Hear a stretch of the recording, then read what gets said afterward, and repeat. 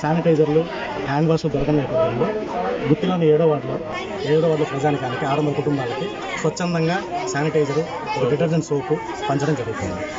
ఎన్ని కుటుంబాలు? 600 కుటుంబాలకు పంచడం జరుగుతుంది. జనతా కర్ఫ్యూ అనేది చాలా సక్సెస్ఫుల్గా కొనసాగిస్తున్నాం. అట్లాగే ఈ యొక్క కరోనా వైరస్ వ్యాప్తిని అడ్డుకోవడానికి తీసుకోవాల్సినటువంటి చర్యలు ఏవైతే ఉన్నాయో గవర్నమెంట్ మనకు నిర్దేశించినటువంటి నియమ నిబంధనలకు అనుగుణంగా మనము తీసుకోవాల్సినటువంటి యాక్షన్ ఏదైతే ఉందో అన్నీ కూడా చర్యల్ని పాటిస్తూ ఉన్నాం. చాలా సంతోషంగా ఉంది. మనకి ఇక్కడ ఎట్లాంటి పాజిటివ్ కేసెస్ ఇంతవరకు నమోదు కాకపోవడం, అలాగే జమాతే మన ఢిల్లీకి పోయించినటువంటి వాళ్ళు కూడా ఇక్కడ ఎవరు లేకపోవడం, అట్లాగే వాళ్ళ కాంటాక్ట్స్ కూడా ఇక్కడ మన దగ్గర ఏమీ లేకపోవడం కూడా చాలా సంతోషకరం.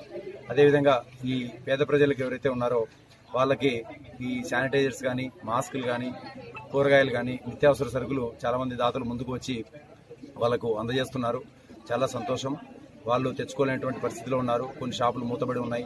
కొన్ని ఉండి కూడా వాళ్ళు డబ్బులు ఉన్న వాళ్ళకి మాత్రమే అమ్ముతూ ఉన్నారు.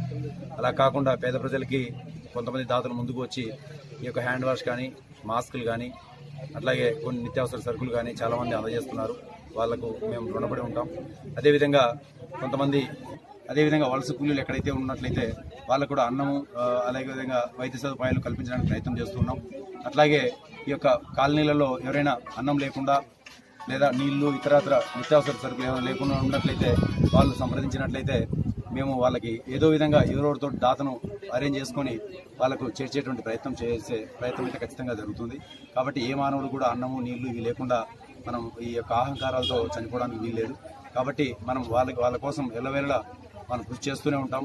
అదేవిధంగా మీడియా కూడా బాగా సహకరిస్తున్నారు. వాళ్ళకు కూడా చాలా సంతోషం. మీరు కూడా ఇట్లాంటి డిస్టెన్స్ని పాటించి మీ ఫ్యామిలీ మెంబర్స్తో కూడా బాగుండాలని